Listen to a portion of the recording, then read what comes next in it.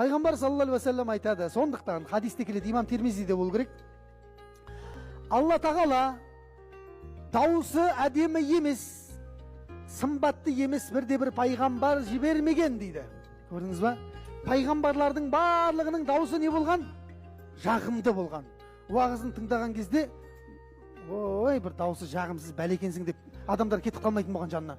Кәдімгідей тыңдаған кезде құлақтың құрышын қандыратын болған уағыздары.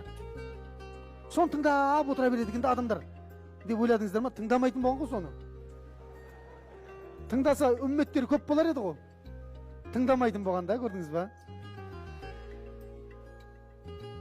Сол дауысы әдемі және сымбатты. Қараған кезде көзіне көз, көркіне көз тоятын, үстіне киген киімі әдемі, сондай жарасымды адам болған екен пайғамбарлар. Жартық шапан, аяқта жаңа бірдеңе көрген кезде, төй, мынадан дінді қалай естисің қазір? Адам жүрегін алып, сен айтпай қойшы, дін туралы бар ғой, деп айтпайтын болған. Қазір біреулік айтып отыр ғой сөйтіп. Сен айтпай қойшы деп, қойшы айналайын.